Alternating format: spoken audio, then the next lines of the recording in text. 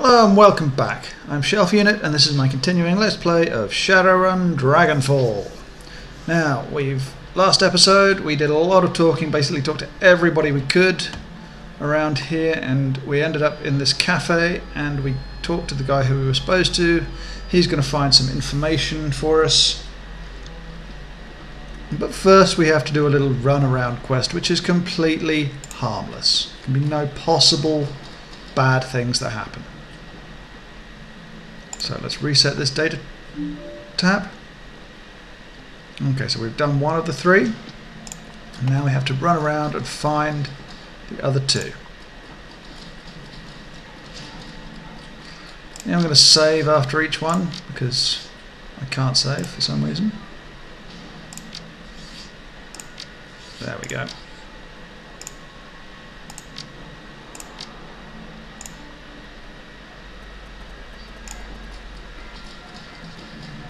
Now I can't remember if I saw any of the others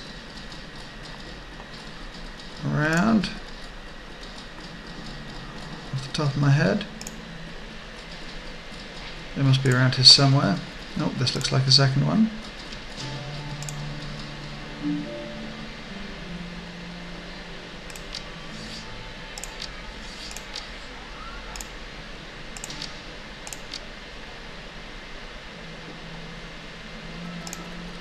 That means one more to go, and I'm assuming that's going to be somewhere over on this side of the world.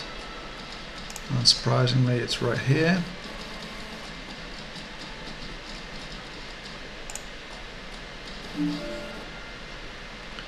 And that's done. As you're resetting the data tab, you notice that someone has duct taped a small homemade receiver to the system. An earplug dangles from the receiver. Put the earplug in your ear. The sound of heavy machinery makes it difficult to hear the words that are being spoken.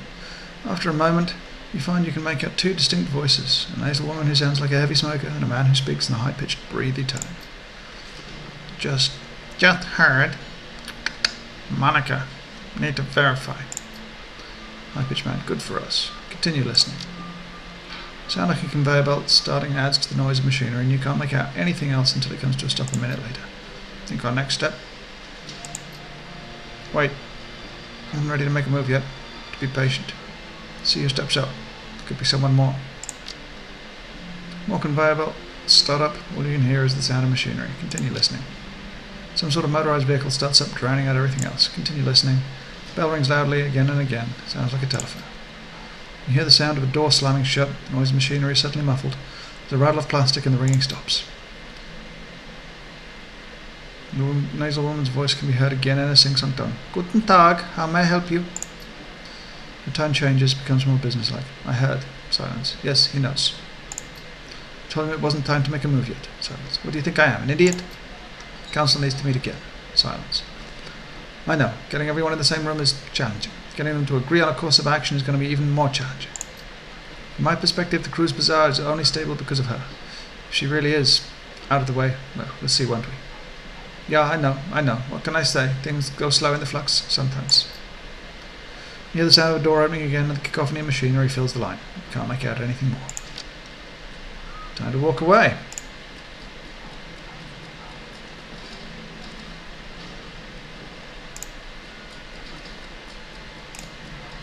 And let's head back to the cafe.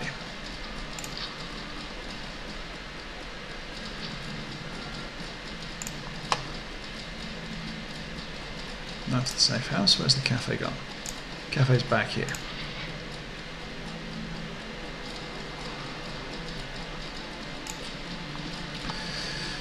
And let's head in. There we are.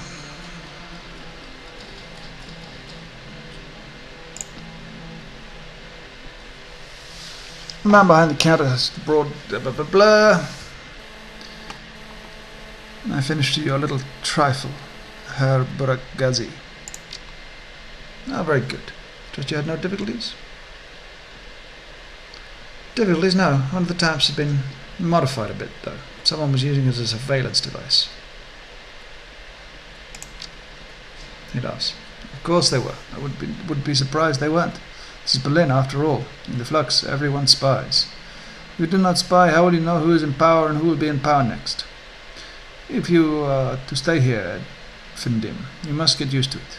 Who enters the Turkish bath will sweat, as my uncle Tad Diemer always says. Nevertheless, I shall have one of my people look into it. Wait, there's more. I listened in on the tap and heard something. Might be important. He eyes you closely, amused. Oh, tell me, old listener at keyholes, what did you hear on this surveillance tap you found? Couldn't make out much. A nasal woman and a high-pitched man. They seemed pleased Monica was out of the picture. Turk's face falls. News travels fast in Berlin. It's too unknown to me. Is there more? Woman got a call. She asked about a council meeting tonight to decide if they should make a move. Then she was drowned out by heavy machinery. He nods grimly. Most excellent. It is indeed fortuitous that you discovered this information. Though, it is not unexpected. I will have one of my people attend this council meeting and report back. I'm very interested in this, so let me know what happens. With that out of the way, let us return to our pressing business. He barks a stream of rapid-fire Turkish, and the gum-chewing young woman comes hurrying out to the counter. The menu for her and Sir Uncle. Kami hands you a folded piece of paper. Inside is a memory stick. Please extend my consolations to him. The death of Fraulein Schaff must have hit him hard. But Ghazi gives Kami a small nod, and she hurries out of the room. When she's gone, he returns his attention to you. Please express my condolences as well. I only just heard the news. Yes, from me. Monica was an important part of this community. He frowns. Few know how important. The memory stick Kami just handed you should contain all the information Herr Amsel requires from our chef in the field. Should you require my services in the future, you know where to find me. Until then, good day. Okay, let's head back to the streets.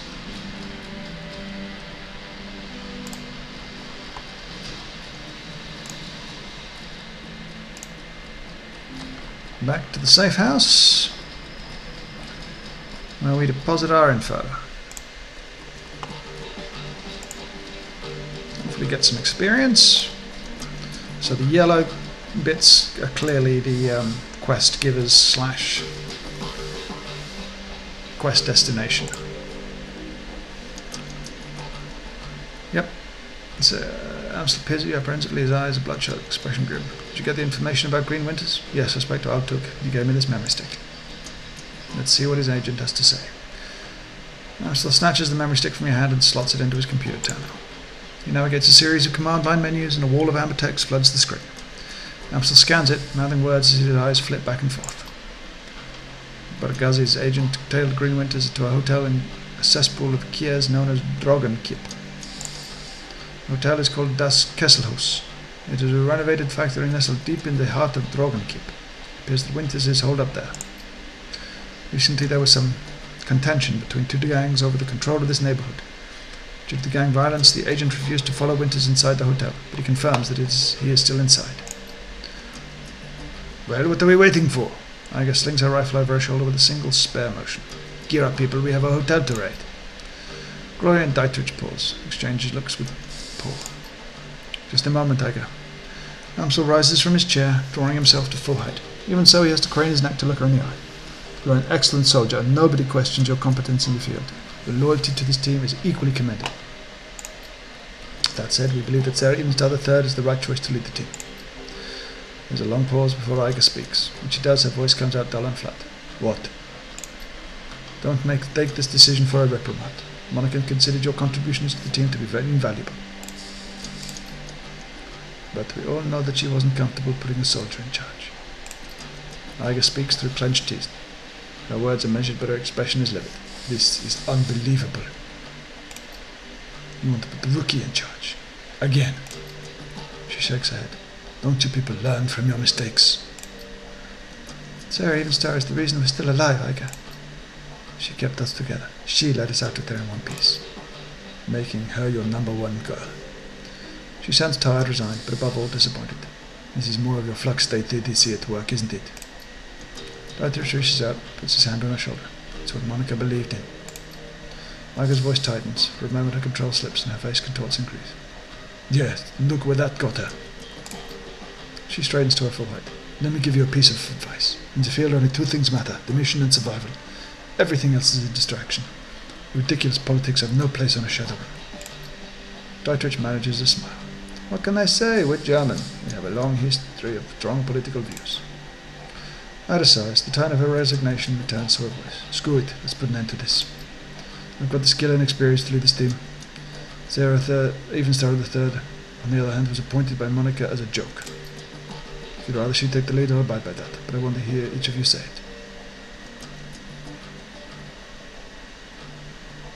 I'll not quarrel with you, Iga. I'll do as the group wishes.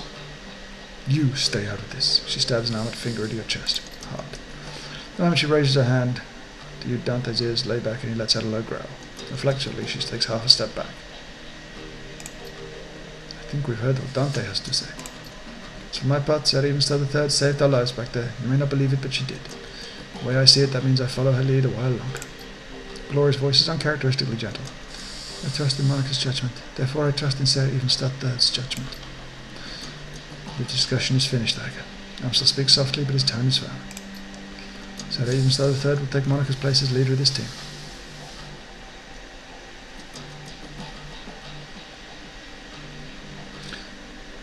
I'll do whatever it takes to keep this team and Monica's legacy alive. And that includes taking your advice, Iga.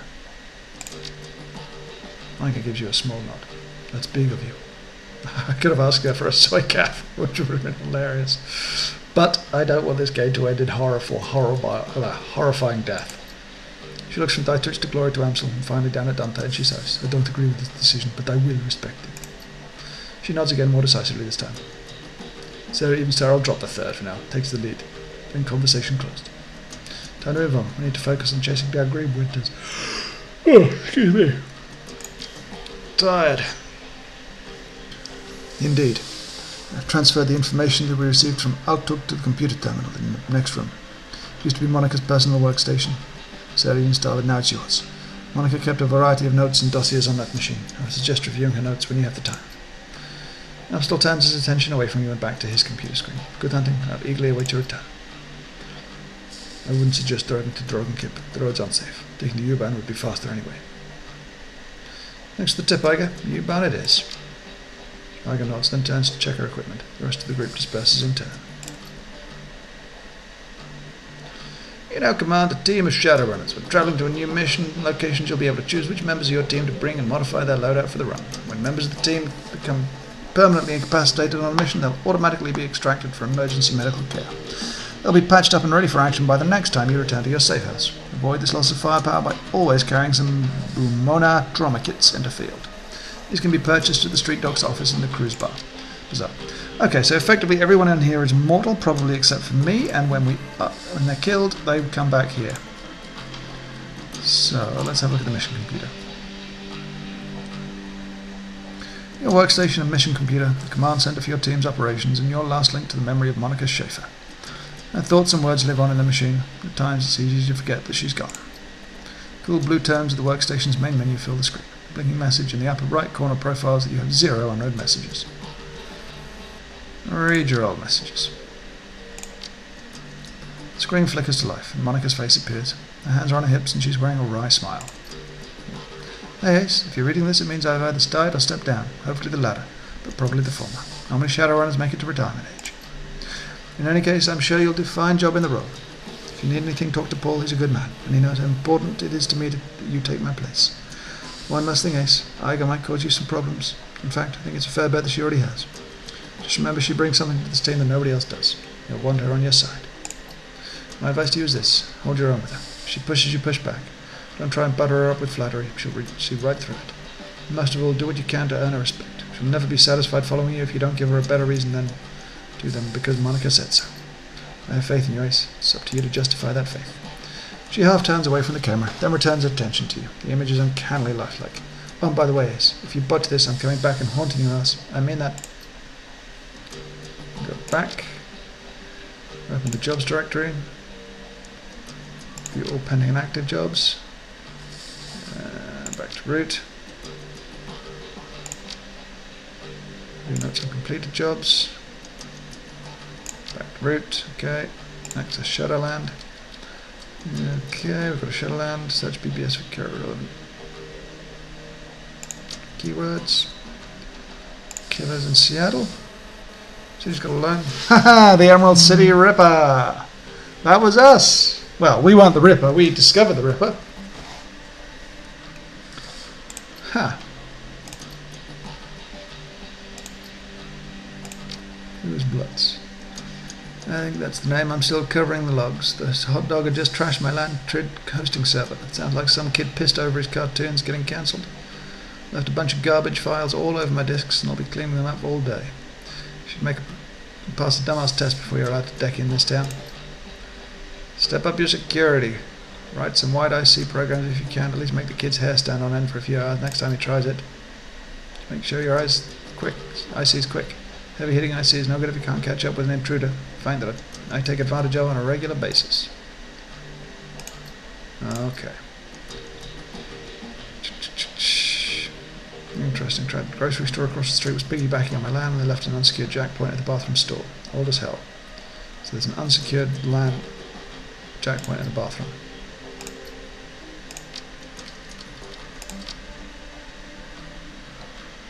Fetch data escrow account data will automatically be sold to the highest biddy. First being active for 2 days. Back. Access market person. Team files. AMSL. Image of moniker appears on screen. Paul, talented and well-connected fixer. Contacts all over Berlin. There's more to me than that, of course. But that's neither here nor there. Okay, return to menu. Dietrich. Dietrich, one of my dearest friends and a shaman of tremendous power. A good man to have at your side in a fight. I tend to use Dietrich in a support role. His magic can dramatically bolster his combat effectiveness of a front-line fighter like Igor of Glory. But when the chips are down, he's more than capable of dishing out punishment on his own. Can't think of much else to say about Dietrich, just a good, reliable guy.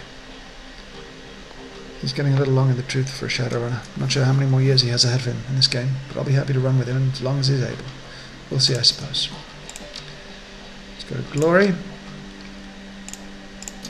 Glory, our damaged enigma. I've known her for almost 5 years now, but I don't think I'll ever really know her. So I doubt that anyone will. On an operational level, Glory's solid. That chrome of hers may be old, but it gets the job done. I've seen her take a troll apart with her hand razors. And when her adrenal pump is running, she moves faster than anyone I've ever seen. On top of all that, Glory's a competent field medic. I don't know where she learned medicine, yet another question mark, but she's patched me up at least a dozen times.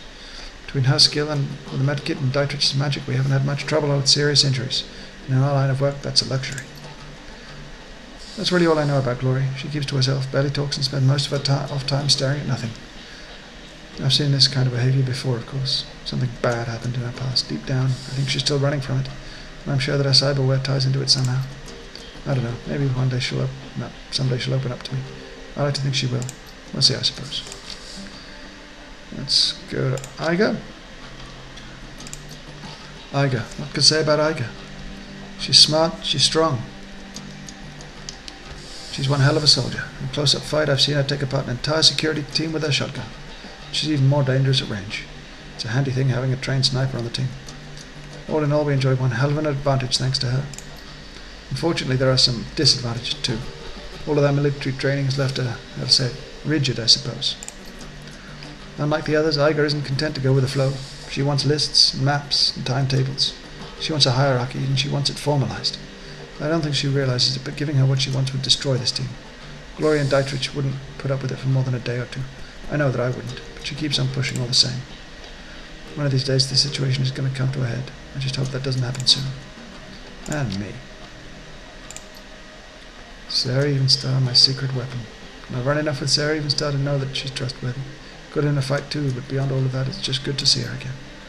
There aren't many people left from the old days, far too few, and Sarah Evenstar. Well, she was always the best of them. God, that was sappy.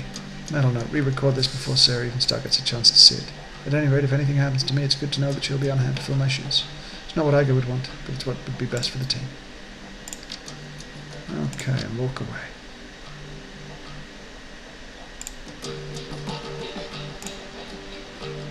Let's talk to Dietrich. Got nothing more to say, boss?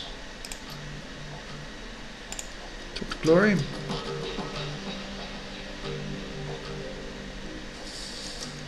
Hey, hold out. You say you're good? You're good. I trust you. Talk to you later. Talk to Iga. This isn't the best of times. Come back later. Pull.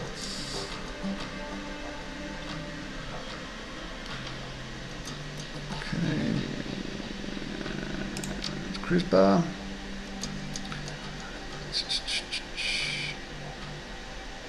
Working myself a pay data found in a run. Okay, that's good. Okay. Okay. Let's get out of here.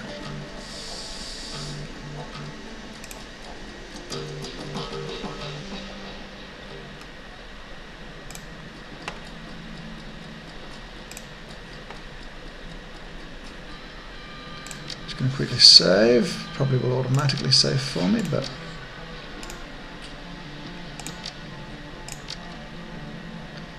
let's find out. Okay, now we've got some use in there. Let's board that train. Assemble the team to travel to Kessel House Hotel to search for Green Winters. Who are we going to bring? Who can we bring? Can we bring everybody? Let's find out.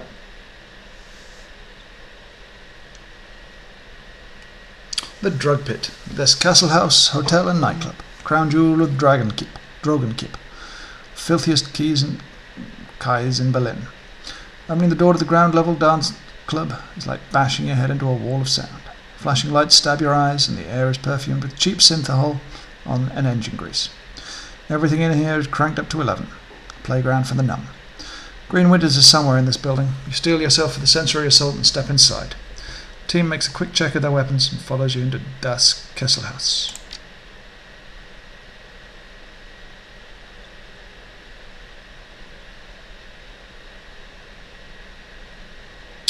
Oh crap.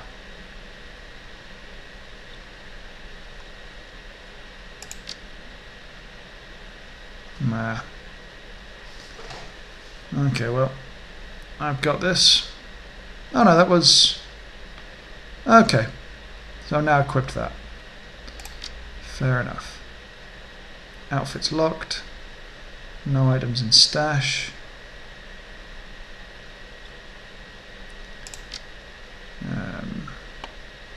Outfit again is locked. I like the sniper rifle. Ooh, hand razors. Cool.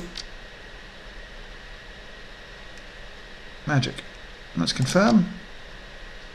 Oh, did I... Okay. Let's talk to the bouncer. Troll working the door might be the shortest you've ever seen, and the thickest. Despite pounding music and the writhing bodies, his face is buried in a comic book.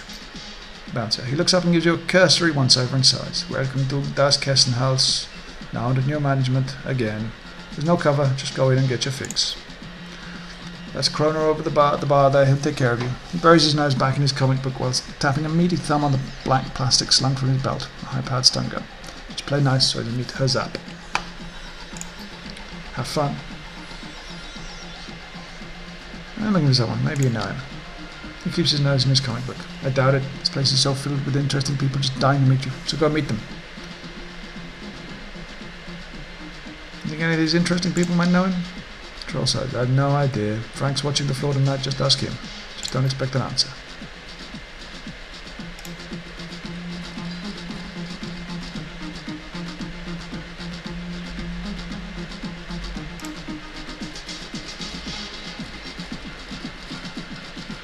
Music out here on the floor is way too loud for comfort. The scene going down to the bar is even louder. The dealer on duty stands impassively behind the bar. A desperate-looking young woman is pleading with him, apparently at little effect. All right, Silky. I'm going to explain how this works to you one more time. I get my cash, you get your cram. No cash, no cram, period. But I need it, Kroner. Come on. Her words come out in a desperate whine. Pale skin, sunken eyes, and trembling lip all point to the early symptoms of withdrawal. And I have cash, I totally do. It's up in my room, but you guys won't let me get up there to get it. Hotel's under new management, beautiful. You don't have a room anymore. Whatever it was up there, you might as well forget about it. But that was all I had. You know I have to get right soon. Well, maybe we could work out a trade. Cram for services. Services? Understanding slowly shows on the young woman's face. Her eyes go wide. Come on, crony, you gotta be fucking kidding me. You want cram or not? She sets her jaw, a look of disgust on her pallid face. That ain't gonna happen, chummer. Not now, not ever. The bartender shrugs. I'll give you about half an hour before the shake set in. When that happens, you know where to find me. He turns to another customer with a smirk, leaving the desperate young woman crumpled against the bar. Expensive bottle of scotch from the colour you'd expect, but the contents are at least 50% water. Okay.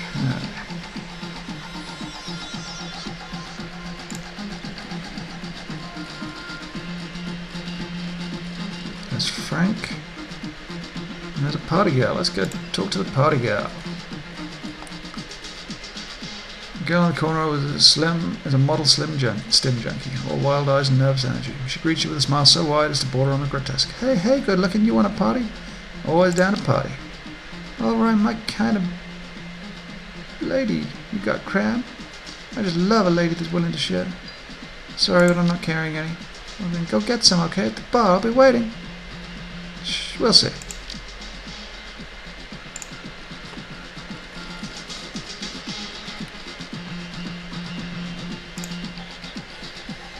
Silky looks up at you, a look of abject misery plastered across her face. Leave me alone, okay? I got problems to deal with. Sounds like the new management stole your property. Answer some questions for me and I'll help you get it back. Really? That'd be, well, incredible. Her lips struggle upward into a facsimile of a smile. I really need that money, and I left some things in there, you know, too. Personal stuff. I can be very discreet. My stuff should be up in room 304. That's where me, Nadia, and Sarah were staying until, well, you know. I'll be right here waiting until you get back down. So what do you need to know? What can you tell me about the layout of the hotel? Well, it's a nice place for a factory. Let's see, okay, well, the second floor is a security station, lots of high-tech stuff up there. And I've heard stories about the penthouse level, something about a sealed vault. There's supposed to be something real valuable in there, but nobody knows what it is. Doesn't stop them from talking about it, though. Tell me whatever you can about the gang that's taken over the hotel. Bad guys, I mean, like real bad guys. The gang that used to run this place wasn't all bad. They kept the cram flowing and the prices weren't too high. They never hassled me for as long as I kept buying. New guys killed them all when they took over. Now I'm stuck dealing with assholes like Krona. Floor manager Frank had a thing for my girl Sarah. He was always coming on to her no matter how many times she told him no. I haven't seen her since the takeover, but he won't stop asking me about it. Guy's a real creep. That's all I can think of That's about all I can think of. Steer clear of the new guys when I can. She steals a glance over her shoulder at Krona, a scowl on her face. I shouldn't have to tell you why. You heard of a guy named Green Winters? No, I don't think... Oh, wait, yeah, I bumped into him here a few days ago. I remember him because his name sounds like a guy of chewing gum. I don't think I remember seeing him leave, so he's probably holed up in his room. I'm pretty sure there's still some people up there. The ones the gang's missed. I hear they locked themselves in. Thank you. Very helpful. Sure thing, just hurry back with that stuff, okay? I really, really need it. Okay. Let's quickly save here.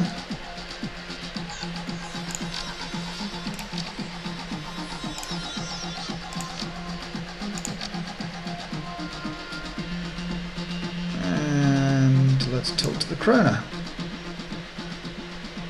Cram, show me what you got. Okay, Cram's at 150 and I've of course only got 85. I've had your little conversation with Silky there. Hey, if she wants her Cram, she's got to pay, same as anyone else. Barter system, huh? It's basic supply and demand stuff, right? It's not that tough to understand. She wants my goods, she needs to repay me with goods or services. Pretty simple math. Even she can do it. Talk to Frank.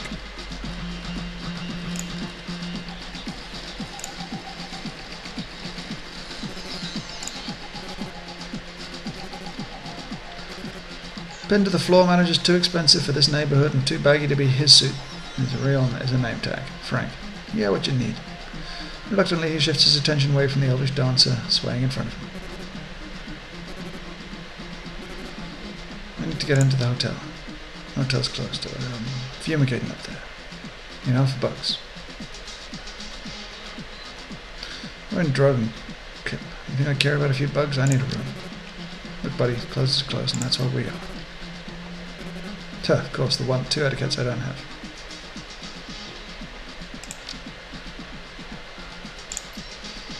Okay, and with this conundrum,